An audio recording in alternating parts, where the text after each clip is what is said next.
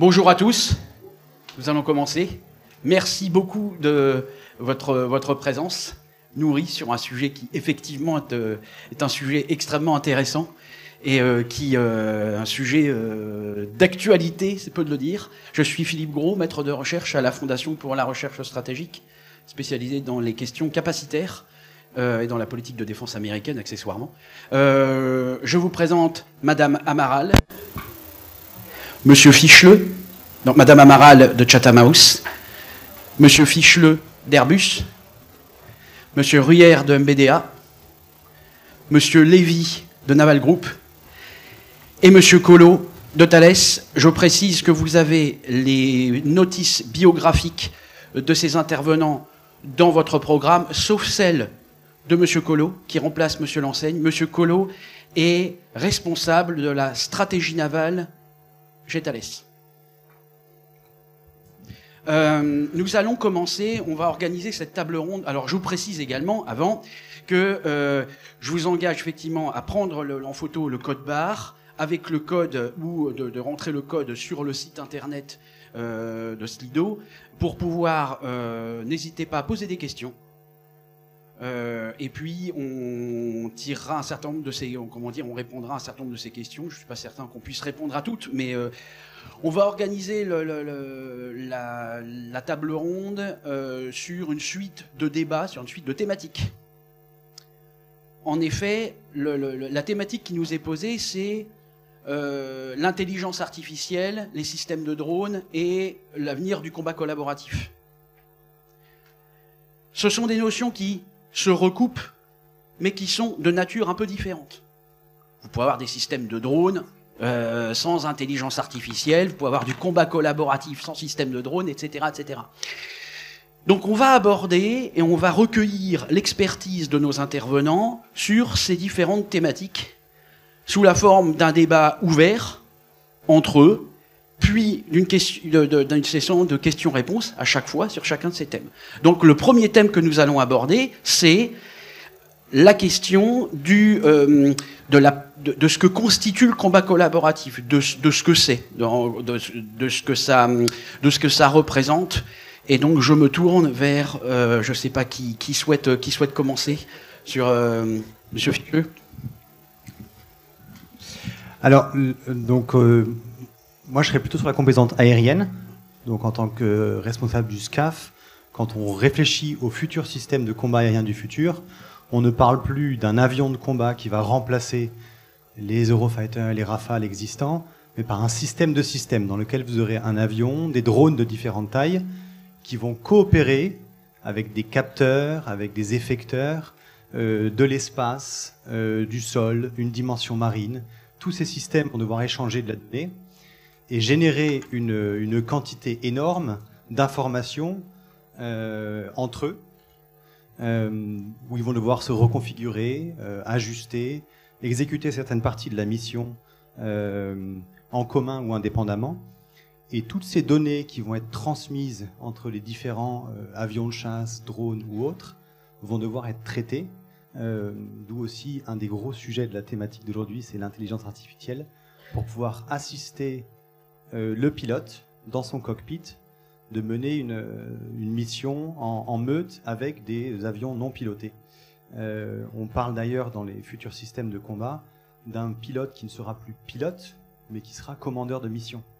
Donc pouvoir gérer toutes ces informations dans son cockpit en collaboration avec d'autres vecteurs, dont des drones, l'utilisation de l'intelligence artificielle est primordiale, même nécessaire. Alors voilà, en des très grandes lignes, comment on voit le combat collaboratif dans le SCAF, avec deux grandes dimensions. Une première dimension, c'est il faut toujours être un pas avant l'adversaire en termes de décision et d'exécution de la mission. Dans l'intervention ce matin, on parlait de l'accélération du tempo des conflits du futur, avec des forces ennemies qui opèrent déjà en réseau et qui vont aussi essayer d'anticiper ce que nos forces aériennes vont vouloir exécuter. Donc on a des petites fenêtres d'opportunités tactiques qu'il faut savoir prendre. Et pour ça, on a besoin de deux capacités, décider vite et se reconfigurer très vite. Et donc cette agilité décisionnelle et reconfiguration rapide, c'est ce qu'on appelle le combat collaboratif, devra être assistée par l'intelligence artificielle, parce que la capacité même du cerveau humain dans ce cycle n'aura pas la capacité en temps réel de prendre toutes ces décisions et de gérer toutes ces données. Donc l'IA proposera des solutions que l'humain devra valider. Je pense qu'on parlera aussi un peu de la dimension éthique plus tard, dans ce contexte en temps réel très très rapide. Alors moi je vais aborder le problème un peu différemment. Parce que je vais prendre le point de vue du missilier que nous sommes. NVIDIA fabrique essentiellement des missiles et d'autres systèmes de défense, mais principalement des missiles. Finalement, le combat collaboratif, pour nous, il se traduit comment? Il se traduit en 3 couches. La première couche, c'est la collaboration entre les plateformes. Les camarades ici présents fabriquent ces plateformes. Il y a énormément de travaux sur la collaboration de ces plateformes qui sont en cours. En quoi ça intéresse NVIDIA? Parce que nos systèmes peuvent bénéficier finalement de cette collaboration. Comme l'a dit Bruno, finalement, cette collaboration va permettre à tout un tas d'acteurs d'élaborer une situation tactique de manière plus robuste, plus complète, et finalement vont offrir plus d'opportunités d'engager l'adversaire que si les plateformes elles opéraient seules. Et finalement, ça bénéficie aux effecteurs que nous fabriquons parce qu'ils vont pouvoir être engagés plus fréquemment et potentiellement dans de meilleures conditions parce qu'il y a des pistes plus robustes. Ensuite, il y a la collaboration entre la plateforme et l'effecteur une fois qu'on engage. Et là, c'est un autre type de coopération. On communique directement entre une plateforme et un effecteur qui est parti pour faire une mission. C'est connu dans le monde de la défense aérienne ou dans les RR depuis très longtemps, parce qu'on a des data links, des liaisons montantes qui permettent d'informer le missile sur l'évolution de la position de la cible, donc rafraîchir cette position-là, ce qui permet de guider très précisément en mi-course, pendant toute la première phase de l'interception, jusqu'à l'amener en position favorable, finalement, pour faire son interception finale qu'il pourra prendre en compte lui-même. Ce système qu'on utilise très fréquemment donc dans l'RR ou dans le surface air, il faut aussi maintenant qu'on l'intègre dans les tactiques ou stratégiques quand on va frapper avec des missiles des objectifs qui sont au sol. Et là aussi, on a besoin maintenant d'introduire cette connectivité entre la plateforme et les effecteurs pour permettre de rafraîchir les informations au profit des effecteurs, tant sur le changement qui intervient dans leur environnement que sur la nature ou sur la position de leur cible. Et ça offrira beaucoup plus de flexibilité finalement tactique à l'ensemble du système de combat. Et la dernière couche, enfin, c'est la connexion entre les effecteurs eux-mêmes. Si vous prenez une salle d'effecteurs ou une meute d'effecteurs que vous tirez ensemble dans une même zone d'objectif, vous avez des intérêts à faire en sorte qu'ils communiquent entre eux. Parce que si par exemple, au fur et à mesure de leur progression, la situation tactique change, il y a un nouveau système de défense qui pousse et qui vient interférer avec la trajectoire prévue de cette meute, et bien si vous avez des éléments qui sont connectés avec la plateforme, vous pouvez leur donner l'information. Intelligence, c'est-à-dire adapter leur trajectoire pour garder soit une formation constante, soit se séparer, mais être capable de se retrouver, de se resynchroniser pour mener l'attaque telle que prévue après. Et pour ça, il faut qu'ils puissent se parler, et donc qu'ils soient connectés ensemble. Donc, finalement, pour nous, le combat collaboratif, c'est ces 3 couches-là. La première ne nous concerne pas en tant que fabricants, puisque c'est nos camarades qui fabriquent les plateformes qui la prennent en compte, et nos systèmes en sont bénéficiaires, et donc on a des discussions avec eux sur ces sujets-là. Et les 2 autres, on est plus directement impliqués dedans. Donc c'est la collaboration entre la plateforme et les effecteurs et la collaboration entre les effecteurs eux-mêmes.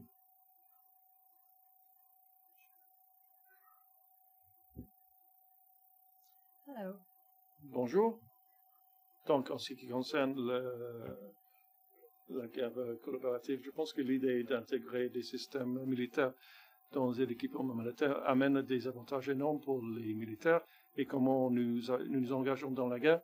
Je sais que des personnes ici qui travaillent sur ces systèmes vont pouvoir l'expliquer très très bien, mais je pense que le fait de pouvoir fournir des informations en temps réel et de partager des informations va permettre une meilleure coordination des opérations militaires et va améliorer la communication sur la situation et sur tout l'espace de la bataille.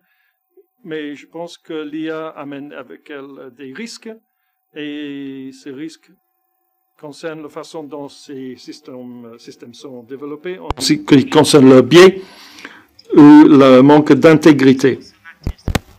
Donc, ceci est très important. Ce qui m'inquiète dans ce domaine, c'est puisque nous intégrons l'IA dans tous les systèmes et toutes les plateformes, s'il y a un seul défaut, une seule erreur dans un système, cela pourrait avoir un effet cascade sur d'autres systèmes. Par exemple, Nous utilisons l'IA pour l'analyse des données et ensuite on va utiliser ces informations pour sélectionner des cibles. S'il y a quelque chose qui ne fonctionne pas bien, cela pourrait avoir un impact négatif sur notre système ou notre décision. Et donc on doit reconnaître également qu'on peut avoir des impacts sur la paix et la sécurité internationale. Nous savons qu'il y a une compétition pour être le leader dans le domaine de l'IA actuellement. Cela pourrait amener à avoir une compétition pour obtenir des armements IA et des systèmes d'armement IA. Donc voilà ce que je voulais dire. Et je pense qu'également on doit souligner que l'Ukraine arrive très bien à intégrer le système et à utiliser l'IA pour la collecte et l'analyse des données. Ils sont en train d'automatiser le décollement et l'atterrissage des drones, ce qui leur donne un avantage très important. Je vais parler pour Thales, mais pas dans un scope limité au naval. Je dirais d'abord que le combat collaboratif, les gagnants sont ceux qui arriveront ensemble à faire plus qu'isolément. Donc il y a un enjeu de gain en termes de vitesse, savoir faire plus vite et puis traiter plus d'informations. Chez Thales, on est un acteur clé de cette transformation du combat collaboratif dans les domaines aériens, terrestres et maritimes. On s'appuie sur les 4 piliers de la transformation numérique qui sont essentiels, c'est-à-dire la connectivité, le big data, la cyber, l'intelligence artificielle. On a déjà développé notamment pour l'OTAN un système Nexium qui est un cloud de combat. Quand on parle cloud de combat, il entend plein dans le combat collaboratif, c'est-à-dire qu'on traite de la donnée, du stockage de la donnée et puis de la connectivité. Donc c'est cet enjeu qui permet de partager rapidement l'information avec des temps de latence très courts, de l'information déjà traitée et digérée, et être capable de traiter ce volume d'informations qu'aujourd'hui on ne traite pas. Quand on parle d'un radar, par exemple, un radar d'ISR, c'est 1 terabit par seconde. Il est évident qu'on a dans toutes ces données un gisement qu'on peut exploiter et qu'on peut exploiter en coopération avec d'autres systèmes. Donc ça intervient, et ça a été dit tout à fait, à différents niveaux de la couche, au niveau système, la préparation du suivi et puis de la restitution de mission.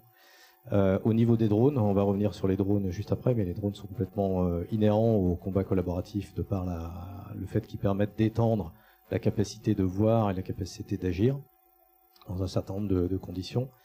Et puis au niveau des capteurs eux-mêmes, parce que le drone est un vecteur quelque part, mais il va mettre en œuvre un capteur ou un effecteur qui va avoir besoin de traiter de l'information, partager de l'information brute, et de ce partage d'information, on va amener de la décision de manière plus rapide et plus synthétique pour l'opérateur qui va être capable de prendre une décision sur l'ensemble des informations qui lui seront présentées. Donc c'est sur l'ensemble de ces niveaux-là que l'on travaille pour avoir un système collaboratif au fer aux forces, avec surtout un niveau de confiance. Je pense qu'on y reviendra. Bonjour à tous. Je passe derrière mes collègues et je vais être un peu redondant du coup, mais je trouve qu'on est très bien alignés, donc c'est plutôt intéressant. Alors vis-à-vis des forces navales, les enjeux sont liés au contexte actuel géostratégique, avec l'extension des conflits sur toutes les mers et les océans du globe, justement qui oblige les marines à repenser le format de leurs forces pour justement assurer une certaine permanence à la mer en fonction de leur suprématie. Alors les drones et les systèmes autonomes sont une solution pour répondre à ces enjeux, parce que les drones, ils permettent en effet de voir plus loin, en surface, dans les airs, sous l'eau, et ça c'est aussi très important, dans des milieux permissifs ou non permissifs, parce qu'ils permettent justement de ne pas exposer des unités de haute valeur ou des personnels. Alors concrètement, si je peux citer l'US Navy, qui est la première marine à avoir annoncé clairement l'évolution du format de sa force, jusqu'à l'horizon 2030, ils annoncent compléter leurs navires habités par une centaine de drones et de systèmes autonomes pour justement répondre à ces enjeux futurs de conflictualité. Alors concrètement, d'un point de vue technique, dans le naval, il y a un enjeu très fort qui doit être conservé entre les drones, les systèmes autonomes et les navires armés, parce que on doit pouvoir assurer une disponibilité de ces moyens à la mer, quel que soit l'état de mer.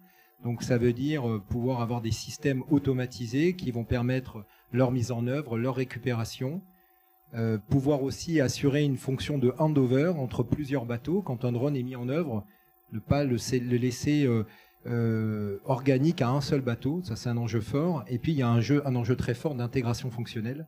Parce que ces drones, ils vont récupérer beaucoup d'informations. Ils vont aussi avoir une mission très précise qui va être de plus en plus complexe. Et donc, l'intégration de ces drones au système de combat est un enjeu primordial pour les marines, pour permettre d'une part d'intégrer toutes ces données dans la situation tactique, qui va être gérée par un combat management system ou un système de combat de la force. Et puis demain, pour pouvoir travailler dans un mode plus collaboratif, là on parle de man-machine teaming, avec des enjeux de veille collaborative navale, étendre justement cette veille collaborative à des drones et des systèmes autonomes qui vont devoir échanger des données brutes pour qu'elles puissent contribuer à cette veille collaborative, et demain à l'engagement coopératif, que ça soit pour de l'autodéfense, de la frappe dans la profondeur, ou peut-être aussi de l'engagement d'armes depuis ces systèmes autonomes. Donc il y a un autre enjeu aussi, c'est un enjeu, on en a parlé, mes collègues en ont parlé, de connectivité de la force navale. Il y a énormément d'enjeux autour de la connectivité, donc ces systèmes, ils devront avoir un maximum de moyens de communication, et il y a un gros enjeu sous la mer, autant à la surface et dans les airs, on répond bien aux besoins, sous la mer, il y a un vrai enjeu technologique. Et puis derrière, il y a un enjeu de big data, je pense qu'on en a tous parlé, être capable de collecter, stocker, valoriser cette donnée.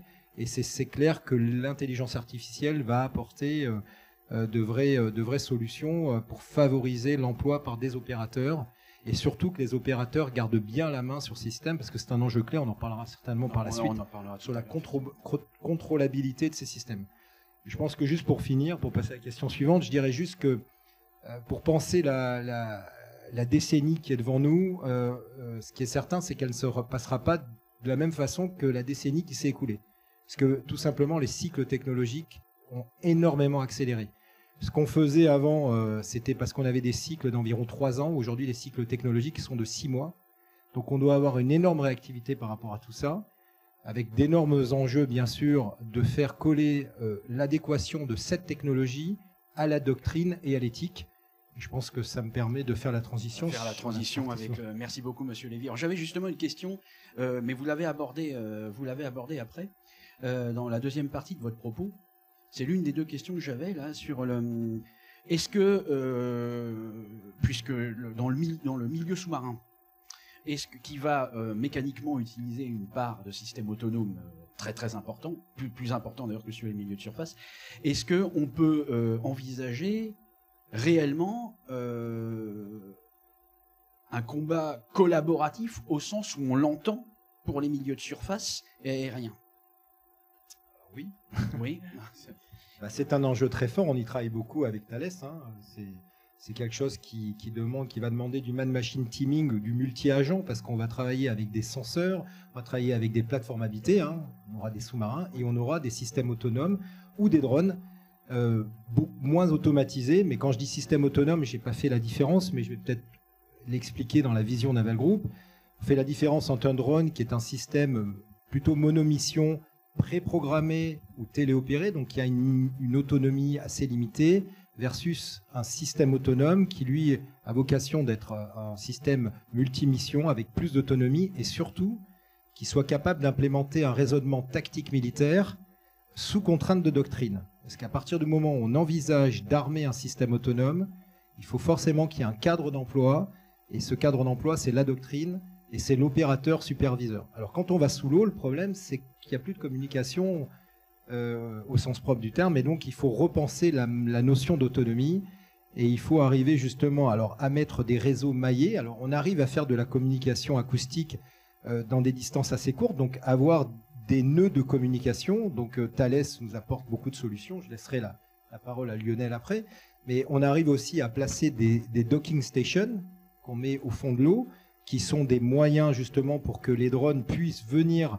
se régénérer, venir décharger leurs données, venir aussi communiquer, parce qu'on peut envisager que ces docking stations, elles, sont connectées avec la Terre, si on n'est pas trop loin des côtes. Je parle bien dans un milieu où cela est possible.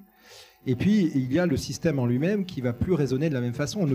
Si on ne se limite qu'à une préprogrammation, on ne pourra pas faire du multi-agent, on ne pourra pas faire du collaboratif. Donc on doit réfléchir, et on y réfléchit chez Naval Group, à de l'autonomie distribuée, où là on va vraiment avoir besoin de l'intelligence artificielle, toujours dans un cadre bien précis, on y reviendra un peu après, et justement pour que, en fait, la façon de gérer ces systèmes autonomes n'est plus la même que quand on a un système préprogrammé. C'est-à-dire qu'on fixe des objectifs au système autonome, le système autonome plonge, il est plus à portée de communication, il est face à un environnement, et c'est lui qui va dérouler une mission pour atteindre ses objectifs, dans un cadre de mission dans lequel il ne pourra pas sortir. C'est la fameuse doctrine. Et donc, il a une autonomie qui va lui permettre de gérer les différents senseurs, capteurs qu'il a, qui vont lui donner des informations sur son environnement. Il va suivre l'objectif qu'il lui a fixé et il doit être capable, à un moment donné, de dire « j'ai besoin de remonter à la surface parce que j'ai besoin de demander des compléments d'informations à mon opérateur, ou j'ai besoin de communiquer, ou j'ai besoin de récupérer d'autres informations, d'autres assets qui sont autour de moi ».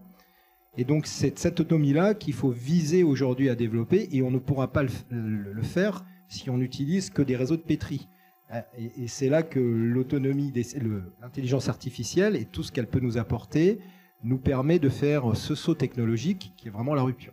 Peut-être passer la parole à... Oui, si vous voulez justement préciser, là, puis ensuite on abordera une autre question là, sur les affaires drones et munitions, etc. Alors, les drones, c'est vrai que les drones, ils sont de nature collaborative. Enfin, il y a le drone qui gère sa mission tout seul dans un certain cadre, mais de toute manière, il vient répondre à une mission pour laquelle on l'a préparé, on l'a préprogrammé, on lui a donné déjà un objectif. Après, il va aller collaborer avec d'autres dans une certaine mesure, et là, on en a parlé, tu en as parlé, Cyril, il y a un trade-off entre la capacité de communication et puis l'autonomie. Hein. Au moins communication, au plus d'autonomie. Bien évidemment, hein, autonomie dans le sens intelligence. Et puis après, il doit restituer sa mission, il doit rapporter ses paramètres, il doit les traiter. Alors, quand on revient sur la collaboration entre les drones, on va avoir un distinguo entre des drones qui pourront encore communiquer, pour lesquels on peut avoir une orchestration. C'est-à-dire que le drone a une mission affectée dans une certaine boîte. En cas d'imprévu, il doit être capable déjà d'avoir la capacité de réaction et la capacité d'information pour aller chercher de la décision, et on ne souhaite pas sortir d'un cadre où l'opérateur reste quelque part dans la boucle. Hein. On n'est peut-être plus avec le concept de man in the loop, mais de man on the loop. Il y a toujours un opérateur qui quand même s'assure que le comportement nouveau du drone est proposé autant qu'on puisse voir le drone, c'est pas toujours le cas. Soit un comportement de confiance qu'on accepte, qu'on comprenne et qu'on laisse. Sinon on l'interdit. Après vient la question des senseurs, hein, parce que au moins on a de communication, au plus le drone, porteur du senseur ou de l'effecteur, doit être capable d'intégrer l'information, doit être capable de la traiter. Ça veut dire quoi? Ça veut dire, si on parle de drone sous-marin avec des sonars, être capable de faire de la détection, de la classification, de la reconnaissance automatique, voire de l'identification, c'est-à-dire j'ai vu un objet, je suis pas sûr, je m'arrête, je retourne sur zone, jusqu'à avoir une information précise de ce que c'est, avec un haut niveau de confiance. Et encore une fois, on retombe dans la confiance. On ne laissera pas un drone faire une mission de haut niveau, hein, avec un certain effet, si on n'a pas suffisamment confiance dans la manière dont il va le traiter. Donc ça nous pose effectivement des challenges, parce que la communication elle est limitée, et on doit avancer sur l'évolution d'intelligence artificielle embarquée. Alors on parle d'autonomie décisionnelle, on peut parler d'autonomie cognitive qui va encore plus loin, et en tout cas quelque part on a de l'autonomie distribuée et de reconfiguration, et toute la confiance à ce moment-là elle repose sur notre capacité à développer en accord avec des outils, c'est-à-dire très très en amont dans le process, qui permettent d'avoir confiance dans la manière dont la chose va être gérée. C'est-à-dire qu'on va pas avoir d'un seul coup un comportement anormal. Donc on aurait des outils de développement associés à des outils de test et de validation qui permettent de s'assurer que le résultat il est suffisamment fiable. Moi je ferai un parallèle, hein, je suis plutôt d'origine aéronautique. Quand on développait des pilotes automatiques auparavant, après on faisait avec la boîte de pilote automatique des simulations de Monte Carlo, c'est-à-dire qu'on lançait des dizaines de milliers de simulations avec des cas de vent divers et variés pour être sûr qu'on restait dans les purs. Parce que jamais en essai en vol on aura la capacité de tester tous ces cas-là. Donc c'est un petit peu la même chose pour les drones, avec des outils qui permettent de développer l'intelligence artificielle de manière fiable. C'est ce qu'on appelle nous le concept de True AI, c'est-à-dire l'intelligence artificielle véritable, authentique, qui est développée en accord avec des process, qui donne un résultat qui reste dans ce que l'on attend, qui est compréhensible et qui est contrôlable par l'opérateur. D'accord, merci beaucoup. Alors j'avais une question pour Monsieur Ficheleux et Monsieur Rière sur justement la classification. Est-ce que la classification qu'on a fait jusqu'à maintenant, en termes de munitions, de drones, etc., est-ce qu'elle reste pertinente? En termes de comment, c'est-à-dire qu'en gros, dès lors qu'on donne aux munitions une capacité de gestion autonome au moins de la phase terminale de leur engagement, qu'en même temps on multiplie, on le voit avec les enseignements de la guerre en Ukraine, la multiplication des drones munitions, on appelle le drone kamikaze, qui est le terme horrible, enfin bon, des drones munitions, est-ce qu'on n'a pas en fin de compte sur un besoin de redéfinition conceptuelle de ce qu'est l'ensemble de ces systèmes en réalité, de ce périmètre de système? Alors je ne suis pas certain qu'il y ait besoin d'une redéfinition. Pour moi, ce qui resterait important, c'est la finalité de la mission que l'objet est en train de remplir. Si sa finalité elle est cinétique, c'est de produire un effet militaire, ça reste une munition. Si par contre dans le monde du SCAF qui est en train de se développer, on a des effecteurs à qui on demande de remplir des missions beaucoup plus complexes, de renseignement, d'appui, d'escorte, etc., qui viennent des remote carriers, qui sont des objets finalement dont l'autonomie va devoir être beaucoup plus importante parce qu'on va leur demander de répondre dans des conditions complexes à des missions beaucoup plus variées, à ce moment-là on n'est pas dans le même registre. Et pour moi, si quelque chose à la fin doit avoir un effet cinétique militaire, ça doit rester dans le concept une munition, et donc doit être traité dans cet ordre-là. Et on en reparlera dans les problèmes de confiance. Forcément, quand on emploie un armement, il apparaît évident à tout le monde qu'il faut que le cadre espace-temps soit strictement limité, borné, et qu'il n'y ait qu'un opérateur humain qui ait le droit de changer la nature ou la position de l'objectif. Je pense que ça fait consensus chez à peu près tout le monde. Ça devient plus flou et un peu différent quand on parle de remote carrier à qui on m'a demandé de faire des missions variées, de renseignement, d'escorte, d'accompagnement de guerre électronique, etc. Mais là, on en reparlera dans le chapitre de la confiance. Ce qui est très important, c'est que finalement, les opérateurs gardent confiance dans leurs outils. Et pour ça, il faut que les outils, leur comportement, soient prédictibles. Il faut qu'ils soient difficilement prédictibles pour l'adversaire, mais il faut que nos forces comprennent ce que les outils vont décider et ce qu'ils vont faire.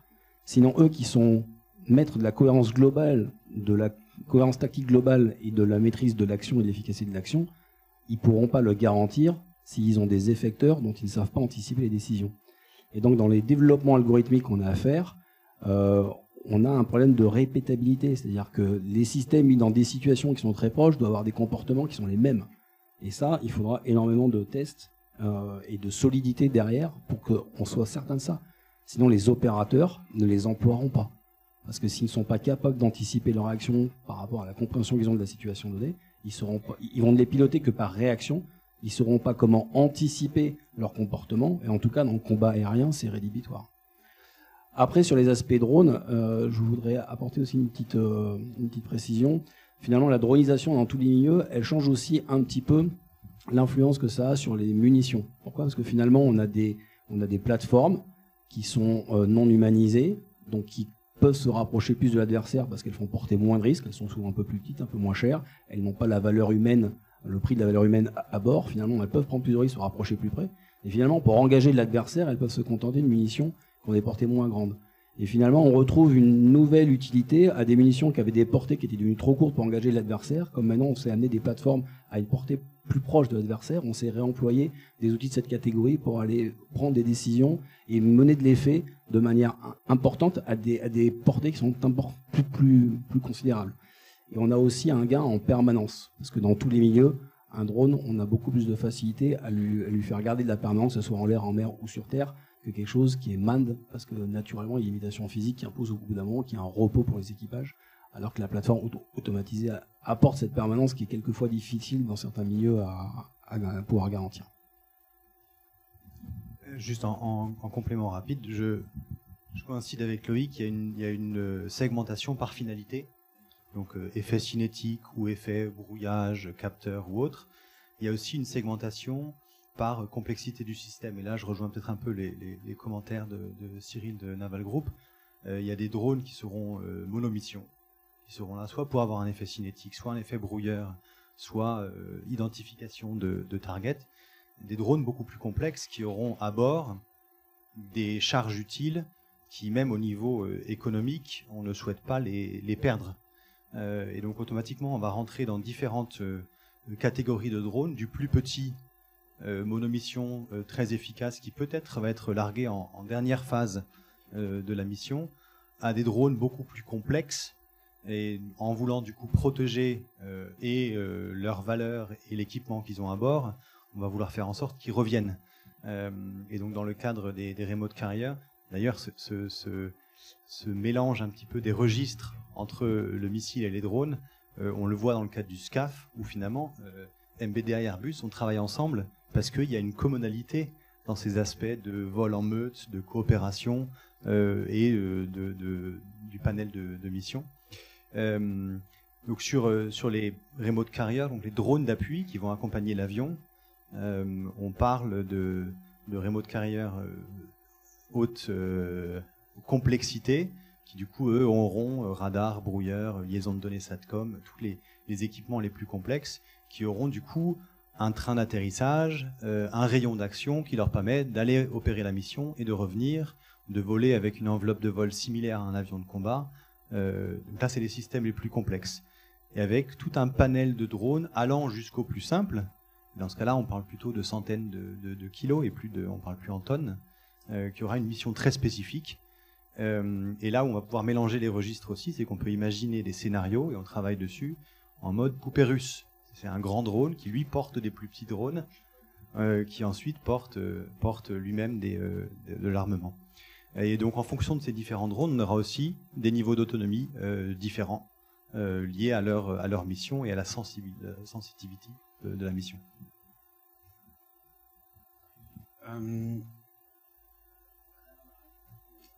Pardon, excusez-moi. Regarding how do Comment est-ce que vous voyez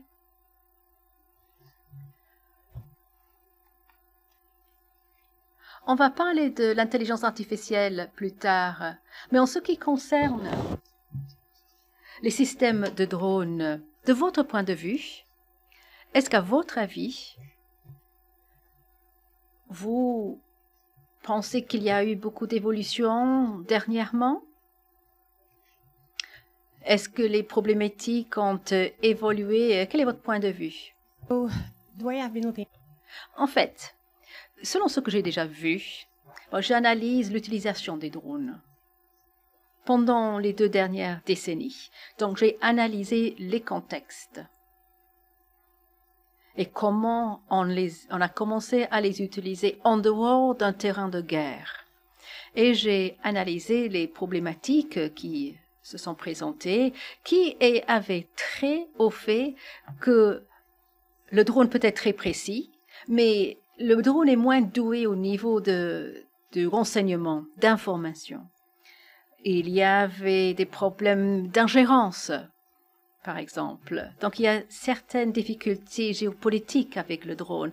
Et aujourd'hui, puisque nous voyons le drone engagé dans un conflit entre 2 États, alors ces problématiques disparaissent. Parce qu'on a davantage de clarté. On sait pourquoi la guerre est menée. On sait qui se bat contre qui. Le drone, à ce moment-là, a beaucoup d'avantages. Et il faut différentes sortes de drones. Chaque drone a sa tâche. Et lorsqu'il s'agit de ce combat collaboratif, tout le monde dit oui, il y a des drones qui font différentes choses. Il faut faire en sorte alors que les drones puissent communiquer entre eux et qu'ils se comprennent mutuellement et que les opérateurs humains puissent communiquer avec les drones pour que la prise de décision est améliorée. Je ne vois. Alors, je ne sais pas s'il y a un affichage des questions ou comment ou s'il y en a déjà qui ont été. Ah, on va. Tiens, sur. Alors, à quel point là? Ça, on y reviendra après.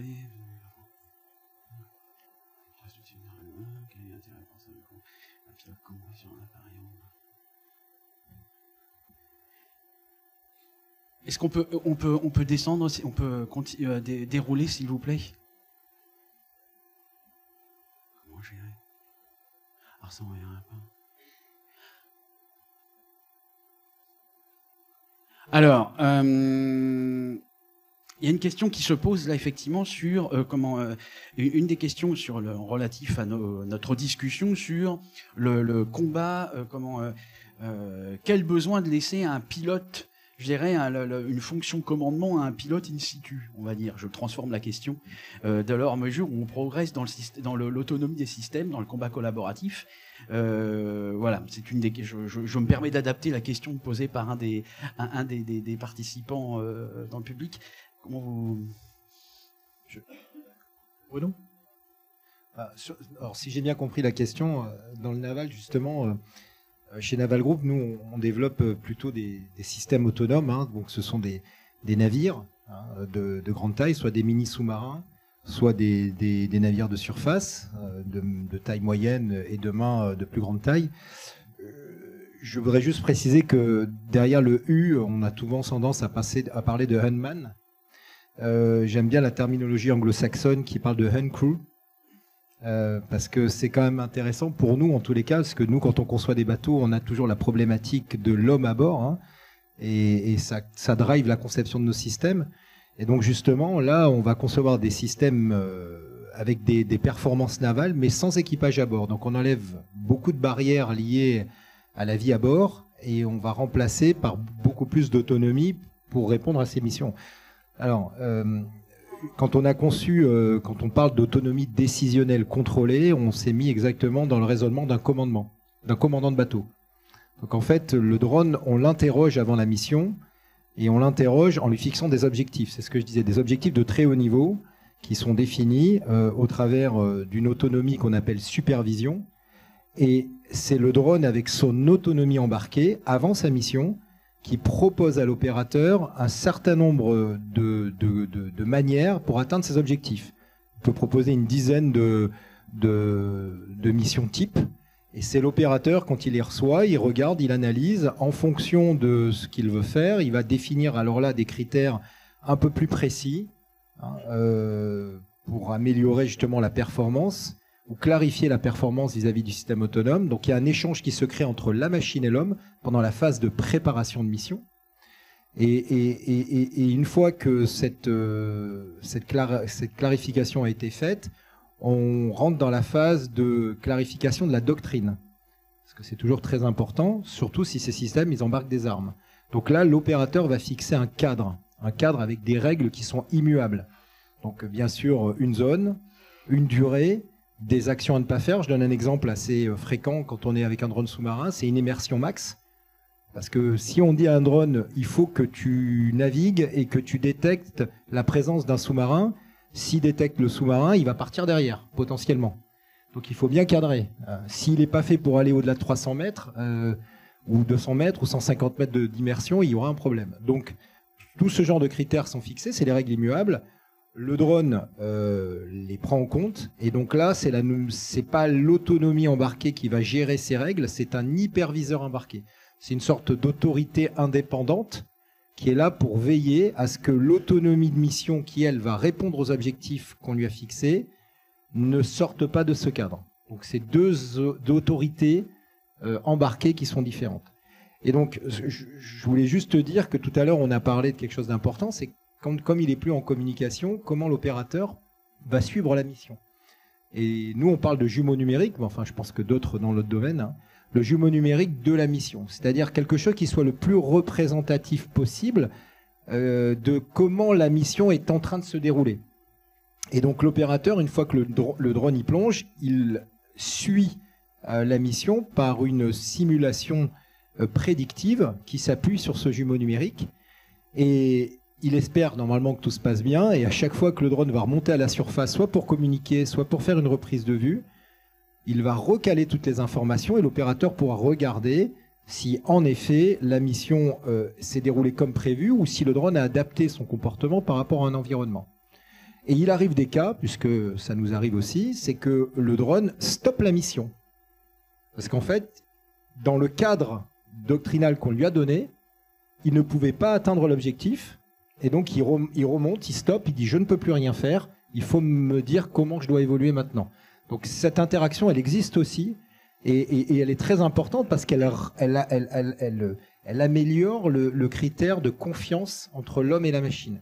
le dernier point, et je laisserai la parole à mes collègues, c'est que le jumeau numérique, pour qu'il soit fiable, il ne peut pas être seulement basé sur de la donnée de simulation. Donc c'est essentiel d'avoir de la donnée d'environnement. Et la donnée d'environnement, on ne l'acquiert qu'en naviguant. Il faut naviguer, naviguer, naviguer. C'est pour ça que nous, on a beaucoup de démonstrateurs et qu'on fait beaucoup d'expérimentations avec la marine, parce que ces heures de mer, elles enregistrent de la donnée, et cette donnée, elle vient enrichir le jumeau numérique et elle le fiabilise. Et plus le jumeau numérique est fiable, et mission après mission, on s'en rend compte, et plus la confiance avec l'opérateur s'améliore.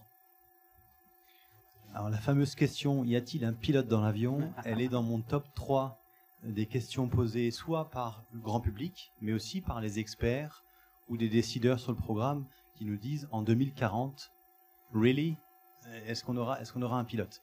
Alors la réponse, elle est à différents niveaux. Déjà, rien qu'à titre comparatif, quand on regarde Next Generation Air Defense aux États-Unis, le développement du programme SCAF, le JCAP britannique, les développements russes et chinois, ils ont tous une composante pilotée dans la zone à haute intensité. Donc les réflexions finalement opérationnelles convergent sur cette nécessité. Alors pourquoi? Déjà, il y a un risque de brouillage, une attaque cyber sur les systèmes de défense ou les systèmes de communication, pardon, y compris la couche satellitaire.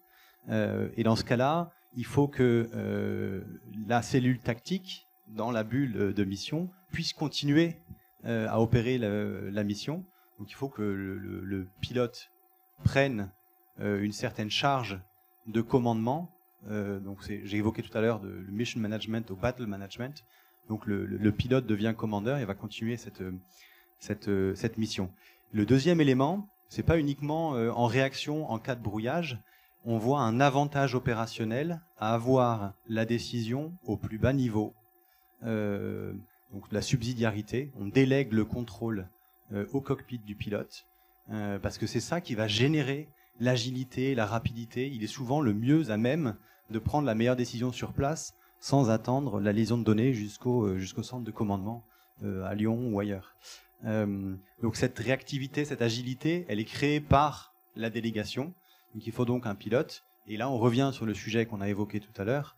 Il y a à la fin une dimension éthique.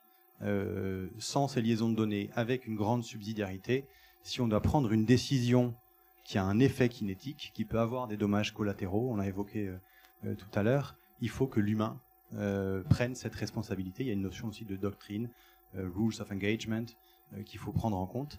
Alors, par contre, c'est pas l'humain tel qu'on le connaît aujourd'hui, c'est un humain qui va être assisté par de l'intelligence artificielle, et donc c'est cette combinaison. Alors, de manière très vulgaire, on parle souvent de c'est le pilote de son X-Wing avec son R2-D2. Donc c'est cette combinaison de son assistant IA et du pilote dans le cockpit qui va aussi créer cette agilité. Donc c'est plus le pilote de l'avion tel qu'on le connaît aujourd'hui, c'est un pilote enhanced pilot, donc un pilote qui a été augmenté par le soutien de l'intelligence artificielle. Juste un petit complément par rapport à ça, je pense que la question vient d'être un peu initiée par Bruno. Un des points fondamentaux, c'est la résilience. À partir du moment où on fonde notre système de combat sur la connectivité, on sait très bien que la première chose auquel l'adversaire va s'attaquer, c'est à ça. Et donc on aura du mal à la garantir dans toutes les circonstances. Et donc justement, quand on perd cette connectivité, quand l'arrière perd le contact avec l'avant, il faut bien que l'avant reste capable de faire la mission. Et dans un environnement complexe, et pas que tactiquement complexe, parce que ça, on peut encore le faire comprendre par des IA, mais il y a des aspects plus politiques, plus stratégiques, et ça se met très difficilement en équation et en algorithme, et ça, c'est l'intelligence humaine, qui à un moment, c'est remettre sa situation dans un contexte beaucoup plus large, par rapport aux grandes guidances de l'opération, et se dire, est-ce que je suis encore conforme ou pas, est-ce que je peux poursuivre ou pas, et si je peux poursuivre, comment je dois transformer la mission pour respecter ce qu'on m'a demandé, mais le faire dans les conditions générales qui m'ont été fixées. Et ça, on aura énormément de mal à le mettre dans un algorithme. Donc c'est pour ça qu'il est important de garder des hommes, à un moment, à l'avant. Ça reste fondamental. C'est même, si je puis me permettre, pour compléter sur le plan de la doctrine, c'est un domaine dans lequel les doctrines ont déjà évolué avant la technologie, dans lequel, par exemple, quand vous regardez la doctrine de l'armée de l'air américaine, elle a évolué de ce qu'on appelle le commandement centralisé, l'exécution décentralisée pour les opérations aériennes, vers commandement centralisé, contrôle dispersé, distribué et exécution centralisée.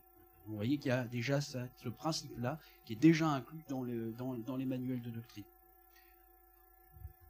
So, in terms of autonomy, En ce qui concerne l'autonomie, il me semble qu'il faut avoir confiance dans le drone. Le drone est sécure, sûr, et il va faire ce que l'on attend de lui. Mais nous savons également que l'échec arrive. Les industrialistes travaillent là-dessus. Il faut trouver des parades pour rendre résilients les systèmes. Mais dès lors qu'il y a un échec, et ça va être obligatoire, et il est évident qu'il faut avoir un être humain pour récupérer la situation. Il s'agit d'équilibre, de comprendre ce que peut faire l'IA, ce que ne peut pas faire l'IA, et quel est le moment de prendre la responsabilité pour réparer une situation qui a mal tourné. Transition pour je dirais la deuxième partie. Justement là où on va creuser ces affaires, ces questions auxquelles on les a déjà abordées à de nombreuses reprises, mais où on va aller un peu plus dans le détail de ces questions d'intelligence artificielle dans ces systèmes autonomes contribuant, comment dire, au combat collaboratif, mais pas que. Mais pas uniquement, je dirais, il a bien compris, sur les systèmes autonomes, mais sur l'ensemble du système de systèmes qui contribuent à ce combat collaboratif. C'est pas lié que au système de drones évolués dont on a parlé. Hein. Donc la première question qui sur ce plan-là, c'est en allant un peu plus dans le détail. Comment ça va marcher un peu, et comment dirais-je, en allant un peu plus avec un peu plus de granularité, cette IA, ces techniques d'IA, je pense qu'il vaut mieux parler de techniques d'intelligence artificielle plutôt que parler de l'IA comme ça, comme une espèce de truc. Comment est-ce que ça va fonctionner, à quoi ça va servir de façon très très très très générale évidemment. Quels sont ensuite le deuxième thème, c'est la deuxième aspect, c'est quels sont les défis qui se posent pour que ça fonctionne sur le plan technologique. On est à quel horizon? Est-ce que c'est quelque chose de simple, pas simple? Quels sont les goulets d'étranglement pour que ça fonctionne correctement? Et puis ensuite, il y a quels sont éventuellement ces goulets d'étranglement peuvent être de toute nature, hein, technologiques, mais peuvent être également réglementaires. Quels sont les obstacles sur le plan normatif, réglementaire, etc. Et puis le point, on en a parlé à plusieurs reprises, c'est l'aspect cognitif humain, l'aspect confiance, l'aspect, la question de la trust dans l'intelligence artificielle, qui est un des domaines absolument centraux. On terminera là-dessus dans ce débat et on échange avec la salle. Qui veut sur le premier point, qui veut avancer sur le sujet? Oui, alors sur l'intelligence artificielle, bon déjà, on l'a dit, hein, elle intervient à plusieurs niveaux hein, dans le combat collaboratif. Au niveau de la préparation de mission, durant la mission et la restitution, au niveau des drones, avec les différentes notions d'autonomie, de navigation jusqu'à l'autonomie cognitive ou partagée, et au niveau des capteurs. Avec une capacité de faire de la détection, classification, reconnaissance automatique, etc. Alors, elle est souhaitable en même temps parce qu'on l'a dit, hein, le combat collaboratif, c'est prendre l'avantage sur l'adversaire de manière distribuée et faire plus ensemble que tout seul. On va voir dans ce cadre-là à répondre à des challenges hein, qui sont au niveau de l'opérateur, un stress induit par le combat, c'est pas nouveau, mais il est de plus en plus important. Un traitement de données qui est croissant, hein, beaucoup de données, beaucoup de choses à intégrer, beaucoup de propositions de valeurs et de décisions. Et puis un besoin de reporter au niveau de la communication. On en parlait tout à l'heure, hein, on est tout à fait en phase avec les conclusions du comité d'éthique, notamment sur la notion de killbox, qui est une boîte qui peut être temporelle, géographique, dans laquelle on travaille, mais en dehors de ça, on a de la communication et on doit reporter la décision. Et donc on voit bien cette intelligence artificielle, elle est nécessaire, elle arrive et elle fera partie de notre quotidien bientôt. En termes je dirais qu'en termes de contraintes, il y a quand même, moi je vois 3 contraintes principales là, quand on parle de système de combat. Il va y avoir une première contrainte qui est celle de la souveraineté. Comment est-ce qu'on s'assure, hein, on voit bien aujourd'hui, hein, quels que soient les systèmes, on fait quand même toujours appel à des composants qui viennent pas forcément du terrain national. Donc il faut qu'on s'assure qu'on ait la capacité de développer une intelligence artificielle souveraine. Ça pose aussi des questions dans des grandes sociétés, des grands groupes comme nous, hein. On travaille avec différents pays, on sait qu'on peut pas forcément partager, donc on a la duplication sur des éléments particuliers, sur des domaines métiers, et pour autant de la mise en commun de ce qui est générique, hein, au niveau de l'ingénierie. Il y a un deuxième challenge qui est au niveau de la capacité de traitement, capacité de calcul.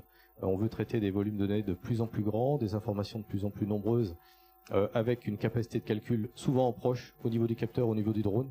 Donc ça suppose une intelligence artificielle, ce qu'on va appeler frugale, capable de travailler assez vite avec peu de moyens, une grande quantité d'informations. Et puis moi je vois un troisième challenge qui est plutôt un challenge humain. On a parlé des drones notamment. On le sait, il y a une empreinte RH qui a besoin d'être changée quand on utilise des drones. C'est pas forcément les mêmes opérateurs, c'est pas les mêmes personnels, c'est pas la même mise en œuvre. Donc comment est-ce qu'on arrive à transformer toute cette capacité RH de métier et faire en sorte qu'on ait les personnels adaptés, parce que ce seront des personnels différents. On l'a vu dans différents domaines. On a parlé de guerre des mines tout à l'heure. C'est plus les mêmes personnes dans 10 ans, dans 20 ans que on avait hier. Donc ça, pour moi, c'est les trois grands challenges. Alors, on y répond à travers des problématiques d'outils. On en parlait tout à l'heure, outils d'ingénierie qui permettent de donner des cas de développement. Il y a aussi un cadre sur le partage des données et on a le Cognitive AI, hein, qui est connu et qui permet d'avoir un cadre, hein, de développement. Mais voilà, ce sont les trois principaux challenges qu'il faut dépasser pour arriver à une notion de combat collaboratif sur la base de drones, sur la base forcément d'intelligence artificielle, qui soit opérative et qui fonctionne avec un niveau de confiance élevé vu des forces.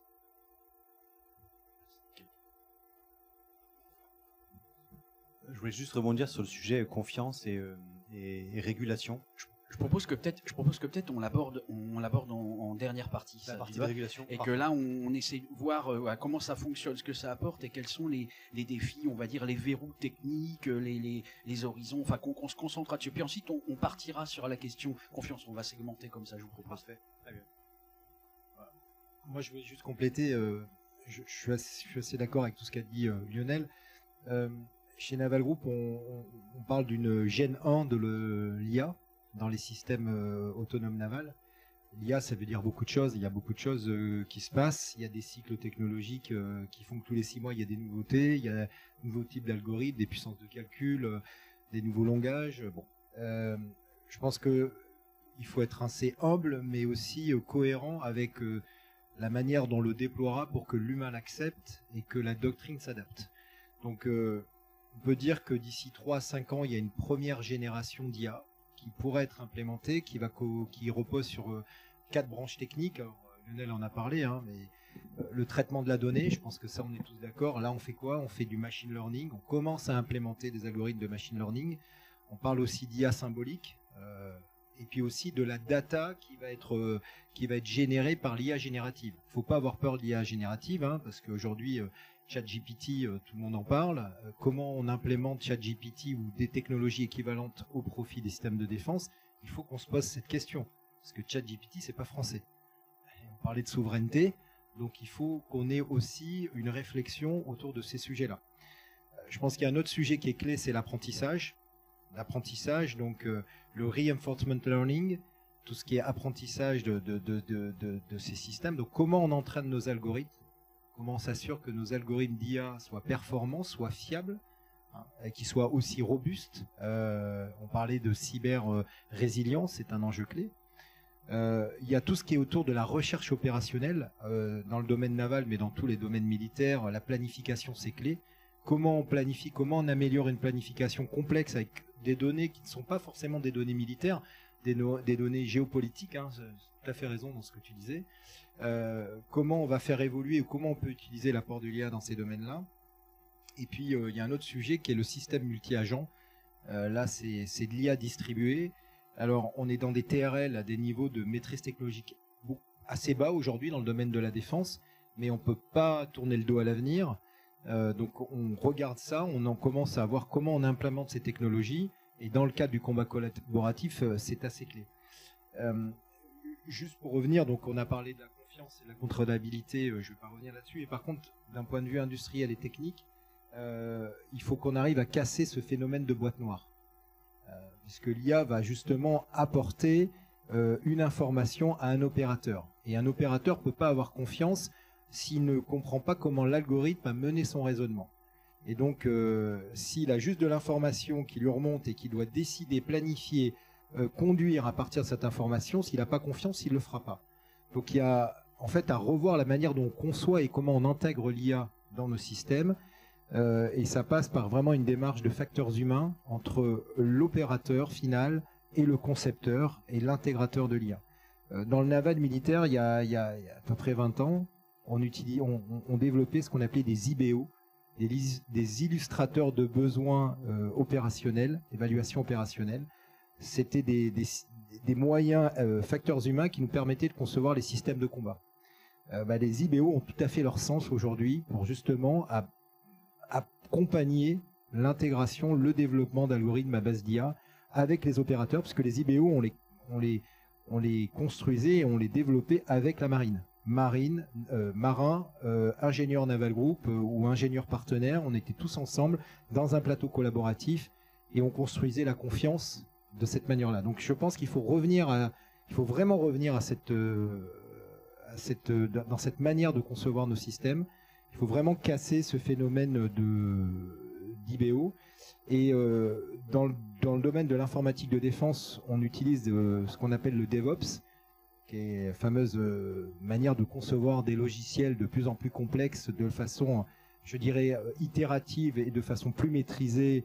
Il faut qu'on arrive à faire pareil demain avec du MLOps, Machine Learning Ops, justement, puisqu'on va devoir implémenter ces technologies-là. Donc c'est aussi un changement de paradigme dans la tête de nos ingénieurs, de nos architectes, de nos concepteurs logiciels. Ce sont pas forcément des gens qui travaillent dans la défense. On fait souvent appel à des gens qui sont dans des startups, qui sont vraiment très orientés nouvelles technologies. Donc il faut absolument que nous, industriels de la défense, on prenne en compte ça et qu'on adapte nos processus industriels pour que derrière, on retrouve des systèmes le plus fiable possible. Voilà. Et le dernier point, c'est que je pense que l'IA, il faut l'entraîner, c'est ce que je disais tout à l'heure. Et nous, on a fait le choix chez Naval Group d'investir dans des démonstrateurs de systèmes autonomes et d'accompagner la marine, je le disais tout à l'heure, mais c'est fondamental. Il faut les faire naviguer, il faut tester, il faut avoir le droit à l'erreur. L'erreur, elle est là pour qu'on apprenne. Le retour d'expérience est fondamental. Le recueil d'informations, l'analyse post-mission, c'est clé. Et c'est à partir de toutes ces données qu'on enregistre quand ces systèmes autonomes naviguent, qu'on enrichit ces jumeaux numériques et qu'on arrive à avoir, je dirais, une image la plus représentative possible de ce qu'on peut faire et ce qu'on pourra faire demain. Voilà. Loïc. Alors, je suis très content qu'on vienne un peu dans le détail de l'IA, parce que moi, c'est un terme qui commence à m'exaspérer un petit peu, parce que c'est un gentil fourre-tout. On a fait du globish avec tout ça, on a englobé plein de choses. Il y a un moment, il y a un guide qui est sorti de la DGA qui a été un peu malheureux parce qu'ils ont voulu, pour faire un peu moderne, englober plein de technologies qui en fait n'en sont pas. Donc l'IA, c'est un regroupement de technologies d'algorithmie moderne, et ça n'est que des technologies d'algorithmie moderne. Ça ne change pas qu'il y a plein d'autres algorithmes qui naissent tous les mois, toutes les semaines, dans des champs plus classiques de l'algorithmie, qui peuvent être tout aussi pertinents et tout aussi puissants.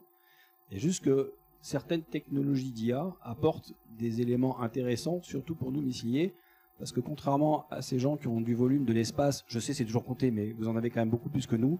Nous, il y a 3 choses qui sont extrêmement comptées.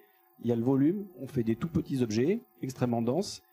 Il n'y a pas beaucoup d'énergie dedans, parce que c'est compliqué de la produire.